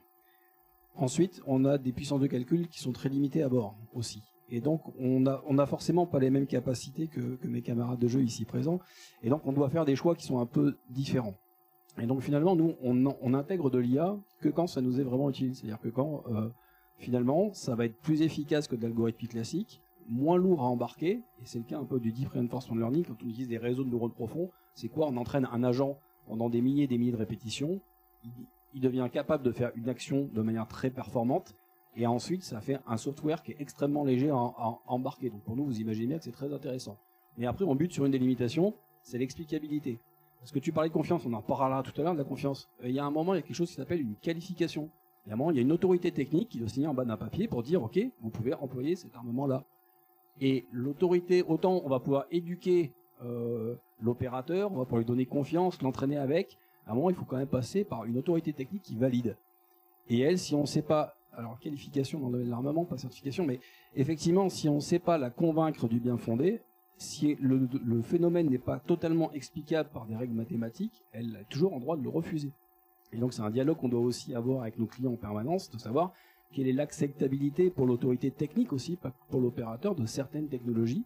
Est-ce qu'ils vont les accepter, les refuser? Comment est-ce qu'ils envisagent de les qualifier? C'est un dialogue qui est en cours, hein. On n'a pas résolu ce problème-là, on s'y attelle tous ensemble, c'est assez compliqué. Ensuite, moi je voudrais revenir sur, on parlait le terme de frugalité à un moment donné, chez nous il est primordial. Pourquoi? Parce que là aussi on est ultra contraint, et on ne peut pas embarquer des technologies de connectivité que les plateformistes emmènent. Nos objets, la plupart du temps, ne sont pas récupérables. Ils sont droppés, ils font leur mission, ils sont consommés. Vous imaginez bien qu'on ne peut pas mettre une liaison de données qui a le même prix que sur un avion ou un bateau. Donc forcément, nous, par nature, tout ce qu'on emmène, c'est limité, y compris en termes de connectivité. Et donc, on doit se conformer à une frugalité numérique extrêmement forte et donc résoudre des problèmes complexes avec des flux d'informations qui vont être très limités et dont on sait en plus qu'ils seront attaqués par adversaires systématiquement. Donc ça change aussi un peu notre vision des choses, parce qu'on n'a pas forcément les mêmes apports en termes de data qui peuvent nous nourrir, donc on doit être beaucoup plus frugal dans notre approche. Ça, c'est une différenciation un petit peu qu'on a par rapport à ça. Et je suis content qu'on rentre un peu dans la technique et qu'on jette un peu de lumière dans ce terme un peu trop générique de l'IA qui fait beaucoup fantasmer. Les gens ont l'impression que ça a réglé beaucoup de problèmes. Ce ne sont que des technologies d'algorithmie. Elles sont des fois plus performantes que des algorithmes classiques, des fois moins. Il faut juste faire les bons choix pour répondre aux bonnes questions. J'avais une question dans le prolongement de ce que vous venez de dire. Et je ne sais pas si vous voulez prendre la suite sur ce plan-là, c'est par rapport à ce que vous avez dit, notamment en termes de données.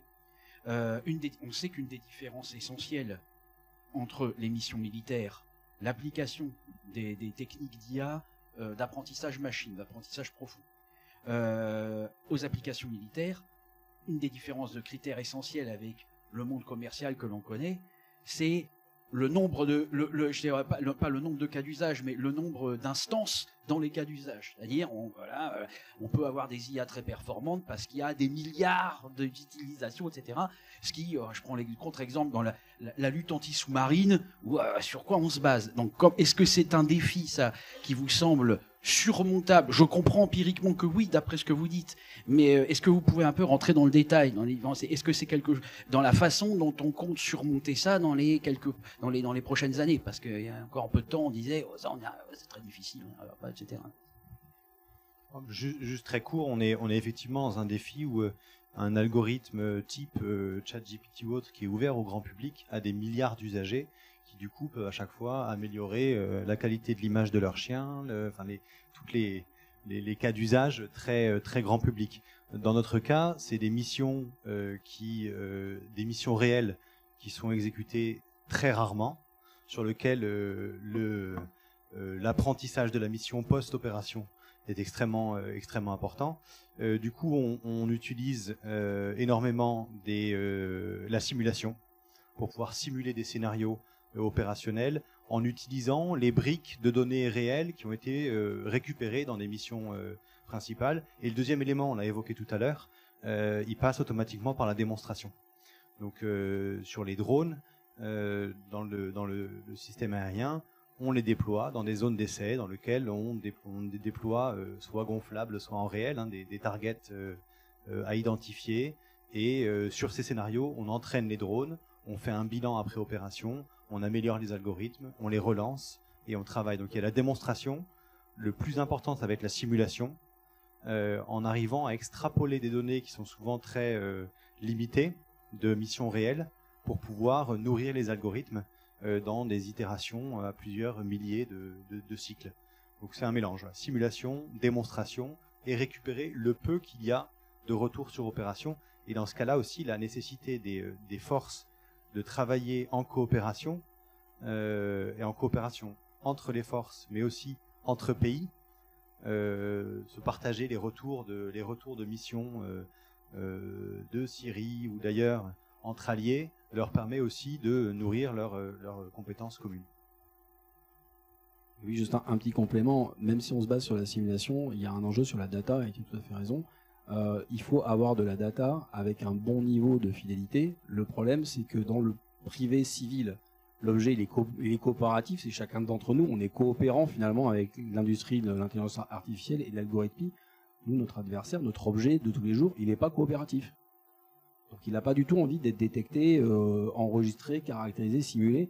Et donc notre difficulté, elle est bien là, elle est collective. C'est les forces, la DGA, nos clients, nous, elle est collective. Il faut qu'on arrive à mettre ensemble le plus grand nombre de données possible pour qu'on puisse avoir les bases de données d'apprentissage les plus robustes.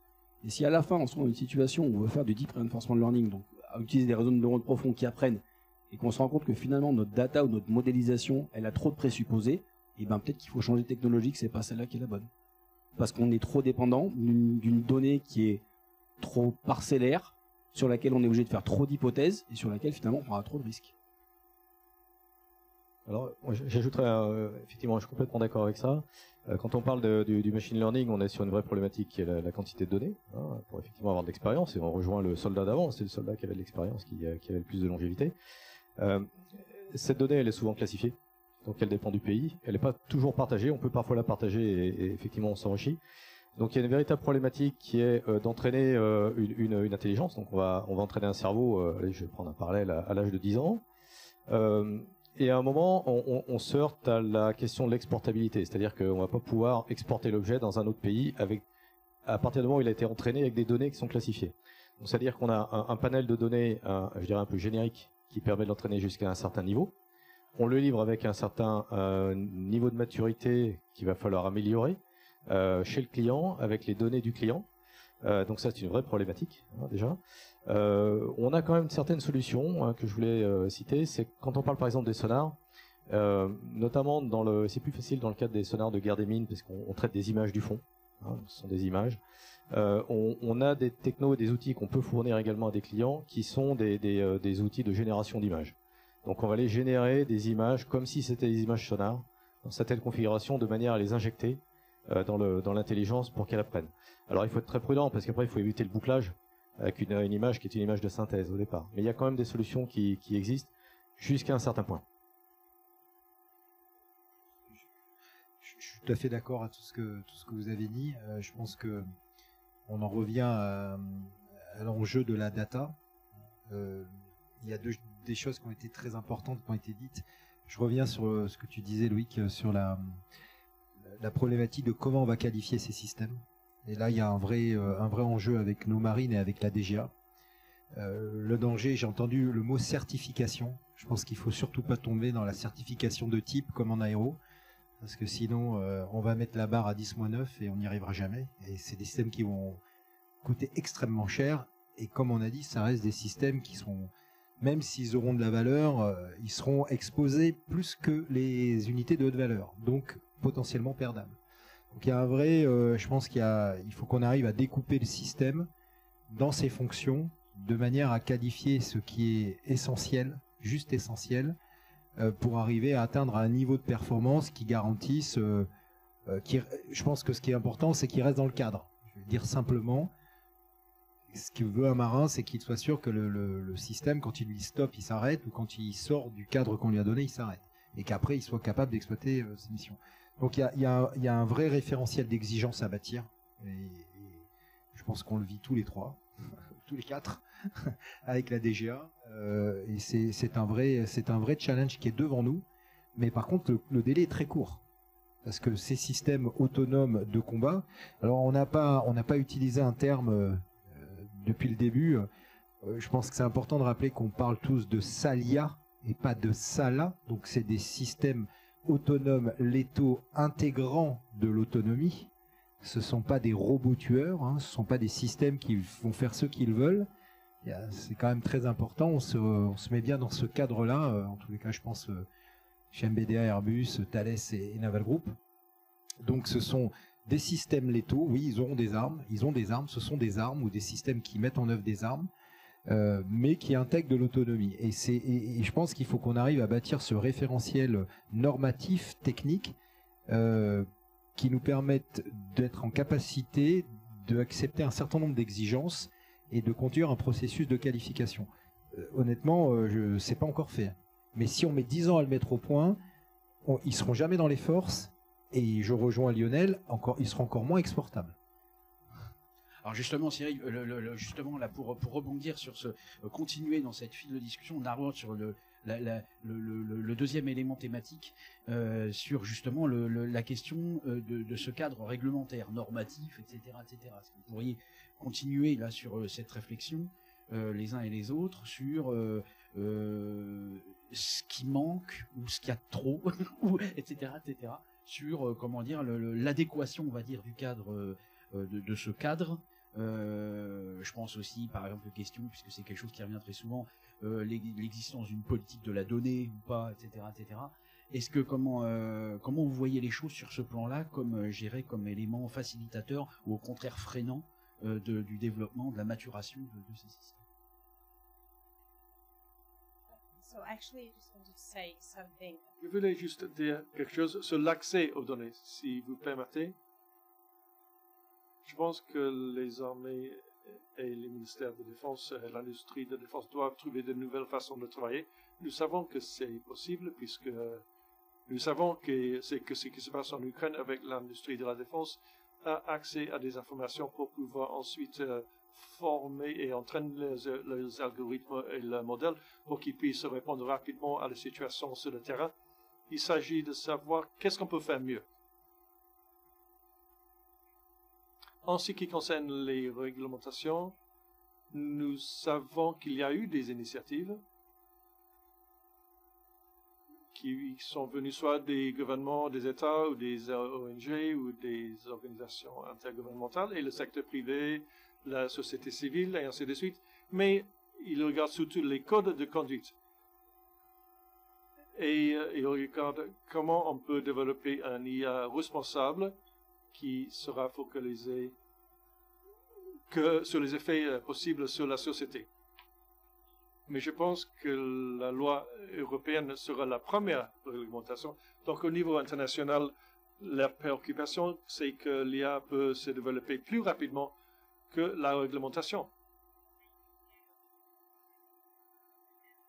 Et peut-être on ne pourra pas empêcher d'avoir des effets nocifs de l'intelligence artificielle en général si nous ne régulons pas, si nous ne définissons pas suffisamment rapidement les normes et les standards pour la conception, pour avoir un impact positif sur la sécurité, la sûreté, la confiance et tout ce qui concerne l'IA, qui peut le rendre problématique pour tout le monde.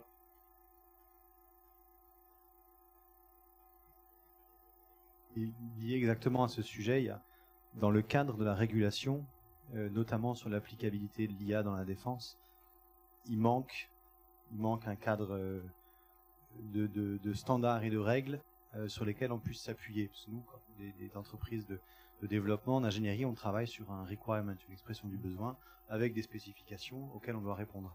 Et sur les sujets éthiques liés à l'IA, nous n'avons pas encore ce set de requirements complètement défini, même si on a des ambitions pour travailler sur l'explicabilité de l'IA, pouvoir reconstituer les différentes étapes qui ont poussé à un raisonnement de l'algorithme pour arriver à une conclusion. Il manque un cadre, et le problème c'est que ce cadre, il est très difficile à développer en national. Il y a besoin d'une régulation internationale. Nous, on s'appuie du coup sur les critères de qualification, la doctrine, les règles d'engagement. C'est certains cadres qui sont là. Mais en termes de régulation, il y a un grand vide. Effectivement, au sein des Nations Unies, il y a eu des tentatives de réguler l'utilisation des LAWS, donc des Lethal Autonomous Weapon Systems, qui n'ont pas abouti, parce qu'on se retrouve avec des nations qui n'ont pas forcément les mêmes intérêts, qui n'ont pas forcément les mêmes cultures, avec des régimes parfois démocratiques, parfois qui ne sont pas démocratiques, et qui n'ont pas forcément les mêmes limitations. Donc ce cadre au niveau international met beaucoup de temps à se lancer, et on se retrouve dans le même défi. On voit un débat aujourd'hui sur l'IA application civile.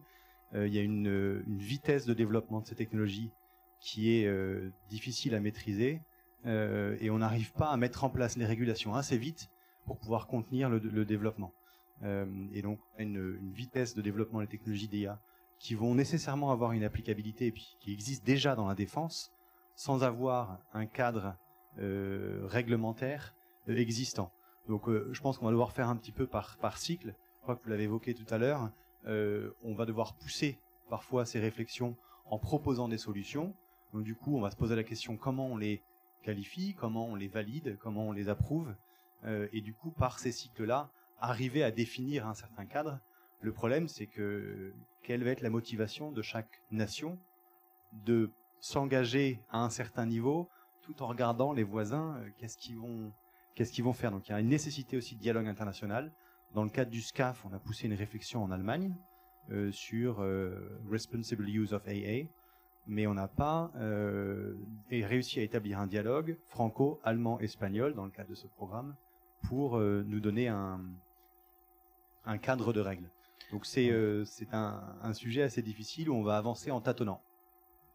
Juste Benoît, oui, je partage ton avis, mais je vais donner peut-être une vision sur la moitié du verre plein. Parce que tu as raison, concrètement, en tous les cas en franco-français, on a besoin d'avancer, mais il y a quand même des choses qui se passent. Moi, je pense je citerai quelques actions. D'abord, le rapport du comité d'éthique de défense du 29 avril 2021. Je pense que on l'a tous lu, mais en tous les cas, je vous invite à tous le lire. Il est en ligne. Je pense que ça le mérite en tous les cas de fixer un cadre, un certain nombre de recommandations qui ont tout à fait du sens et qui font le lien entre l'opérateur, le militaire et l'ingénieur. Voilà. Donc ça, c'est quand même, il a le mérite d'exister. Il fixe la notion de SALIA, comme j'en ai parlé, et il donne quand même de guidelines assez intéressantes pour arriver à développer ces systèmes. Deuxième action, c'est quand même EA Act, qui est la démarche de régulation européenne qui est en cours. Alors, on sait que les législations européennes, ça met beaucoup de temps, mais ça a le mérite d'être lancé. Donc, ça commence à définir un certain nombre d'exigences au niveau des systèmes. Alors, on va retrouver sur la gestion des risques, sur la robustesse, la cybersécurité, le contrôle humain, la transparence des informations, la manière dont on va générer la documentation technique, et il y a aussi la notion de gouvernance de données. Donc c'est des grands principes. Le plus dur, c'est de l'implémenter. Voilà, c'est pas défense, mais en tous les cas, on peut s'en inspirer, et je pense qu'on doit s'en inspirer. Après, il y a la démarche Trust EA aussi, qui est un projet sur l'intelligence de l'IA de confiance, justement. En France, il y a le projet Confiance AI, et ça, c'est un projet français, donc c'est plutôt très bien. On est tous, je crois, membres du consortium, en tous les cas Naval Group. Je crois qu'MBDA aussi y est, ou Airbus y est. Enfin, on est tous à l'aise, tout le monde y est, et c'est très bien. C'est une démarche française sur l'IA de confiance, et l'objectif, c'est quand même de créer un environnement, des méthodes, des outils intégrables dans des ateliers d'ingénierie destinés à l'implémentation de l'IA. Alors c'est dans le domaine de défense, mais aussi sur des activités plus industrielles civiles, parce que ça concerne l'automobile et des choses comme ça. Donc il y a quand même des choses qui se passent. Je pense qu'on a intérêt d'être à l'écoute. Et nous, industriels français de la défense, il faut qu'on arrive justement à structurer toute cette démarche d'ingénierie en reflet aussi du code des marchés publics, parce qu'on en revient à ça à la fin.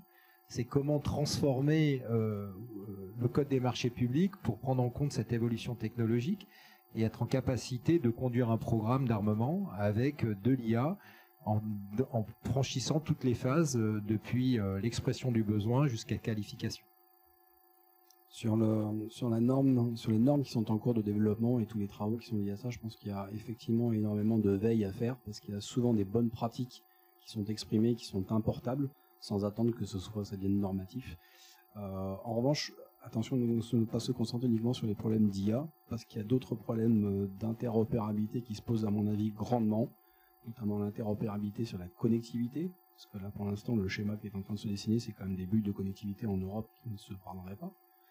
C'est un enjeu quand on parle de combat collaboratif. Si on ne veut pas finir à une nation, deux industriels et une seule force, à un moment, il faut que les gens puissent se parler. Donc, on a quand même un sujet là-dessus. Et l'autre sujet, c'est aussi sur l'interopérabilisation des politiques de données, ou en tout cas des formats de données. Parce que si on veut à un moment pouvoir générer des bases de données riches qui permettent à tout le monde d'apprendre plus efficacement et au système d'être mieux nourri pour leur apprentissage au bénéfice de l'ensemble des forces, il faut arriver à se mettre d'accord sur les standards de format. Et puis après, il faut lever un certain nombre de restrictions nationales, comme tu disais tout à l'heure, où pour l'instant, les nations sont quand même très peu partageuses sur des données assez sensibles, même entre alliés. Et donc c'est quand même un frein. Je me demandais quelles étaient la liste des freins. Je pense que l'interopérabilité sur les connectivités, c'en est un. L'interopérabilité des formats de données, c'en est un. Et on va dire une levée un peu bienveillante d'un certain nombre de données pour avoir une culture commune entre alliés, ça me paraît aussi un élément favorable à générer un combat collaboratif qui soit plus large que strictement national ou seulement dans un projet avec un projet industriel ou contractuel avec un cadre bien défini. Alors, je vais rebondir sur ce qui a été dit. Je pense que ça vaut la peine de s'intéresser aux travaux qui sont menés. Alors moi j'ai en tête les travaux de l'OTAN dans le cadre maritime, hein, sur les drones, les travaux du MUSI, hein, qui est Maritime Unmanned System Initiative. Donc c'est un groupe qui regroupe une vingtaine de pays. Qui travaille sur deux piliers. D'un côté, les concepts, développe ensemble des concepts qui sont acceptables sur l'utilisation des drones et du combat collaboratif. Parce que là, on parle de combat collaboratif. On a parlé d'interopérabilité et la vision, c'est même d'aller jusqu'à l'interchangeabilité. C'est-à-dire, j'ai un drone, je le prête à l'Italie qui va l'utiliser. C'est-à-dire qu'il y a une notion de handover. On va très très loin dans les concepts. Et en parallèle, il y a un deuxième pilier qui est le pilier expérimentation. Donc ça, c'est Repmus, hein, pour ceux qui connaissent, ça se tient chaque année au Portugal et on a participé le mois dernier. Et c'est intéressant d'y être pour voir comment les choses évoluent, comment les idées se forgent en termes de standardisation, parce que là on évolue vers de la standardisation au niveau système, au niveau C2, au niveau échange entre drones et au niveau des données. Je pense que c'est aussi une force avec une vingtaine de pays qui poussent, qui réfléchissent ensemble de manière à voir comment est-ce qu'on va arriver à la fin, à travers ce push-pull qui est concept d'un côté, démonstration de l'autre, à aboutir à des solutions qui sont utilisables de manière opérationnelle. Merci beaucoup. Alors il y avait une question, il y avait dans les questions que je regardais avec mon strabisme divergent. Bon, je regardais aussi les questions. Il y a pas mal de questions qui tournent autour de la question de l'exportabilité de ces systèmes-là. Loïc un peu parlé, mais est-ce que vous pouvez un peu élargir le sujet là-dessus sur justement cette question d'exportabilité de systèmes basés sur l'utilisation de SALIA, utilisant donc ces techniques. Est-ce que c'est un verrou? Est-ce que c'est un problème? Est-ce que comment est-ce que vous voyez l'affaire? Je pense que c'est les premiers cas d'école qui vont commencer à mettre le sujet véritablement sur la table, parce qu'en France, il y a un organisme, c'est la Siège, hein, qui est complètement autonome dans ses décisions, qui est l'autorisation qui dit qu'est-ce qu'on peut exporter, sous quelles conditions, comment, et c'est elle qui va définir le quoi. Et si effectivement il y a des agents, des softwares qui ont été entraînés avec de la donnée nationale sensible, il y a des chances qu'il y ait des restrictions dessus. Donc le problème, c'est comme tu disais tout à l'heure, quand on va utiliser des données plus génériques, quel type de performance on va pouvoir garantir avec des données qui sont beaucoup plus génériques. Et potentiellement, ça va dire que pour des systèmes export, si les États limitent sur ces choses-là, il faudra peut-être avoir un software différent, qui n'utilise pas les mêmes technologies et qui soit moins data dépendant. C'est un risque.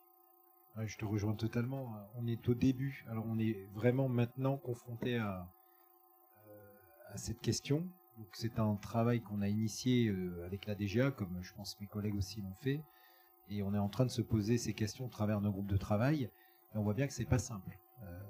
Déjà combien définir l'architecture du système, enfin de l'autonomie embarquée dans le système, parce que au-delà de l'exportation juste de la donnée, il y a la problématique de local content ou de TOT, de transfert de technologie.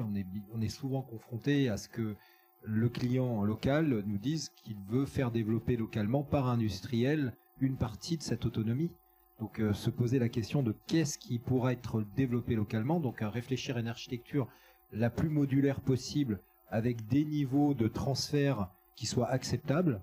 Donc ça peut aller du simple paramétrage à la modification d'IHM, à quelques fonctions, et puis après tout un logiciel boîte noire qui lui est intransférable, inviolable. Il faut garantir l'inviolabilité, hein, c'est tout l'enjeu. Et puis il y a surtout le problème de l'entraînement, de la performance. Ce que dit Loïc est clé, et aujourd'hui déjà c'est compliqué avec notre propre ministère des Armées d'entraîner nos systèmes avec des données qui sont classifiées. Il faut déjà les déclassifier pour qu'on puisse y avoir accès, puis après qu'on puisse faire tourner des simulations et entraîner nos algorithmes. Donc quand on va être amené demain, si on veut exporter, c'est une partie de cette intelligence qui a une partie de ce background derrière, c'est un vrai sujet. On n'a pas la réponse. Enfin, moi, je pense qu'on n'a pas la réponse, mais par contre, c'est devant nous, et on est en plein dedans maintenant, quoi. Et on n'a pas beaucoup de temps pour y répondre, parce que d'autres nations qui n'ont pas du tout les mêmes problèmes d'éthique, hein, je les citerai pas, mais on voit tous à peu près, eux, ils commencent à exporter. Hein. Ils exportent des systèmes autonomes, ils exportent des Salia, ou voire d'autres choses, et en tous les cas, s'ils prennent notre place, après, ça sera beaucoup plus difficile pour l'industrie française de conforter ses places à l'export. Madame, vous voulez ajouter un So I guess Oui, en ce qui concerne les données, évidemment, il y a beaucoup de tensions ici. Puisque nous voulons développer les capacités d'IA, on a besoin d'avoir accès aux données pour pouvoir développer ces capacités. Mais comment faire le lien entre cela et le fait que nous sommes en démocratie et nous mettons une certaine valeur sur la vie privée? C'est quelquefois quelque chose que les citoyens veulent protéger. Donc c'est une question politique. On doit essayer de mieux examiner la situation pour essayer de trouver une solution. Et oui, c'est vrai, nous devons avoir la capacité des capacités qui sont meilleures que nos adversaires. Mais comment faire pour avoir des meilleures capacités qu'eux sans faire des compromis sur nos valeurs démocratiques? Je n'ai pas la réponse, personne n'a la réponse, je pense, pour le moment. Mais c'est quelque chose que nous devons prendre en compte en tant que société. Voilà, c'est tout ce que j'ai à dire sur les données. Non, juste pour compléter, c'est un vrai challenge. Hein. On développe des systèmes de sécurité basés sur la reconnaissance faciale, notamment. Et on sait bien que sur certains marchés, on peut pas être compétitif parce qu'on va se heurter à des pays que tu citais sans les citer, qui eux n'auront aucun scrupule à prendre des photos des gens à la volée dans leurs aéroports et puis avoir une base de données de millions d'individus qui rentrent dans le système. Alors que nous, on va avoir besoin de demander systématiquement l'autorisation de chaque individu pris en photo pour le rentrer dans le système et donc travailler sur cette reconnaissance. Donc on a effectivement, on part avec un boulet de ce côté-là et en particulier sur l'aspect export. Je crois qu'il est 16 heures, on arrive au terme. Si on a encore, je sais pas si on a encore le temps pour une dernière question, parce qu'il y avait 2 ou 3 questions qui s'étaient posées, en question en termes de conclusion, on va dire. Je vous posais, c'est une question qui élargit la réflexion, puisque le terme est revenu à 2 ou 3 reprises sous des formes différentes. C'est, ok, on va vers cette direction-là, avec ces technologies-là, qui apportent cette plus-value, opérationnelle, qui, in fine, doit apporter cette plus-value opérationnelle. Mais est-ce qu'en fin de compte, certains enseignements du conflit en Ukraine, certains enseignements liés à la masse, etc., est-ce qu'en fin de compte, ça ne remet pas en cause certains des présupposés de plus-value et donc la justification d'un certain nombre de ces investissements, comparativement parlant, avec des armées plus rustiques, etc., etc. C'est un thème qu'on entend souvent. Je vous le pose donc en guise de conclusion et qui était reflété dans plusieurs des questions. Donc, Alors juste rapidement parce qu'on est dans les temps. Je pense que justement les leçons de la guerre en Ukraine confirment la nécessité notamment d'avoir des systèmes de drones allant du rustique au complexe. L'apport des drones dans le combat aérien va apporter de la masse, mais doit apporter aussi de la masse à faible coût, surtout dans des systèmes où il est de plus en plus difficile de trouver des pilotes de chasse. On ne va pas pouvoir avoir des flottes gigantesques d'avions de combat extrêmement complexes. Donc il faut être capable de combiner les avions de chasse avec des drones à bas coût, monomission, qui auront un effet assez simple, et des drones plus complexes qui eux vont créer de la masse et de la masse à bas coût. Donc pour moi c'est une confirmation finalement de l'équation qu'on est en train d'étudier dans le cadre du SCAF, mais bien entendu dans les réflexions autour du futur système de combat aérien, on a mis en place une cellule opérationnelle autant entre les industriels et les clients pour continuer le dialogue sur l'étude de la menace en prenant en compte les leçons qui vont être apprises de la guerre en Ukraine, mais aussi de conflits en Moyen-Orient ou ailleurs. Ouais, Après, je crois que pour ceux qui ont suivi la table ronde de ce matin, il a été évoqué le terme de différenciation. Et je pense que c'est un terme qui se décline à tous les niveaux. Différenciation dans les forces, différenciation dans les armements, parce qu'il y a besoin d'armements très intelligents, très performants pour les premières semaines. Et après, quand on rentre plus dans le quotidien d'un combat qui pourrait être un combat d'attrition, on a besoin de choses peut-être plus simples, moins chères. Et c'est-à-dire que collectivement, il faut changer d'état d'esprit, parce que pour faire du moins cher, il faut aussi revoir la manière dont on spécifie, revoir la liste des exigences qu'on impose, parce que il n'y a pas que les choix technologiques qui font les prix. Et donc c'est un travail collectif qu'il y a à faire, un changement de mindset collectif qu'il y a à faire. Ouais. Moi, je vais sous l'angle naval, ce que je dirais, c'est que le Rex, de ce qui se passe en Ukraine, c'est que le déni d'accès, l'interdiction de zone, ça existe réellement. Quand on ne sait pas ce qu'il y a sous l'eau, on n'expose pas des navires, on n'expose pas des équipages, et on se rend bien compte justement de l'apport de systèmes autonomes. Alors pour le coup, qui soient suffisamment intelligents pour aller sur zone, évoluer, rester longtemps, donc la permanence pourrait être assurée par des systèmes autonomes avec ce niveau d'autonomie, justement, parce qu'on ne peut plus y aller, hein. On se rend compte qu'aujourd'hui, il n'y a plus un bateau qui rentre dans la zone. Et le deuxième, c'est que ces systèmes existent vraiment. Donc c'est une prise de conscience que nos marines, notre marine et nos marines clientes seront exposées face à ces systèmes. Donc la prise en compte de ces systèmes nous oblige à réfléchir à comment lutter contre ces systèmes. Est-ce que les équipements qui équipent nos navires, nos sous-marins, sont faits pour détecter ce genre de plateforme? On voit le résultat avec la marine russe. Hein, quand vous avez, je caricature, un paddle motorisé avec 40 kg de TNT qui a juste un GPS qui fond sur un bateau, vous pouvez avoir le meilleur système de détection, vous le verrez pas. Hein. Sur la mer Jolie, si elle est un peu formée, vous le verrez pas. Alors s'il y en a 50, voilà. Donc c'est une nouvelle menace concrète et donc il faut réfléchir à comment on va renforcer nos marines avec des systèmes autonomes qui soient capables, eux, d'interagir ou de détruire ce type de menace. Donc la lutte anti-drone, on n'en a pas parlé, mais c'est un vrai sujet. C'est un sujet qui est devant nous.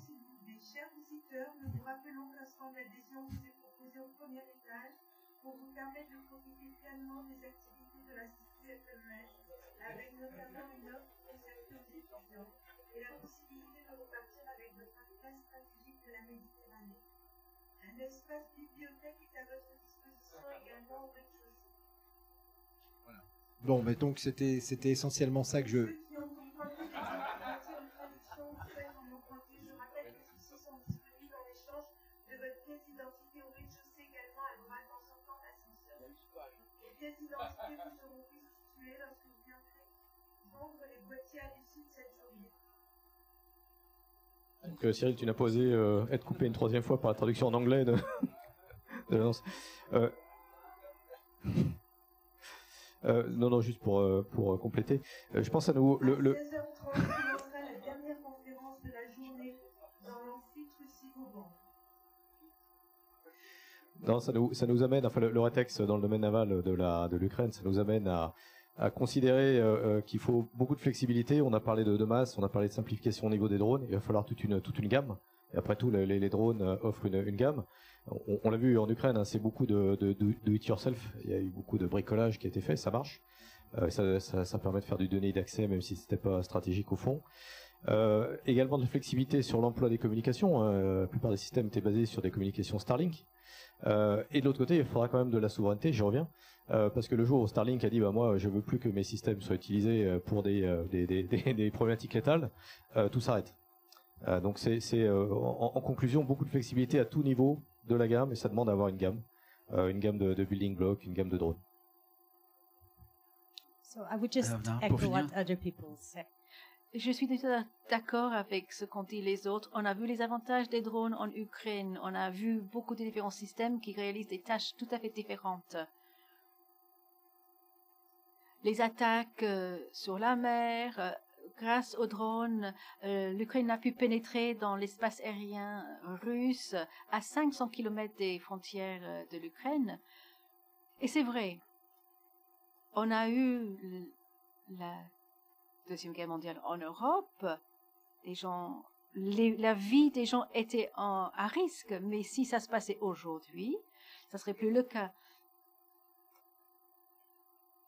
Mais aussi, un autre point à souligner est qu'il y a différentes tâches pour les drones. Les tâches peuvent surveiller, peuvent lancer des missiles, mais l'Ukraine utilise les drones pour aider l'évacuation. Les drones peuvent aussi sauver des vies, des hommes sur le terrain, des hommes et des femmes sur le terrain. Ne n'oublions pas, il ne s'agit pas que de combat.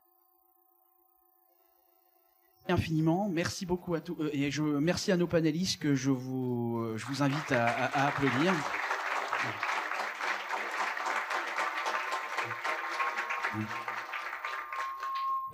Et puis donc là pour les journalistes, il y a un supplément de table ronde pendant 15 minutes avec nos panélistes. Voilà. Est-ce qu'il y a quelque chose d'autre à... Non, c'est bon. Okay.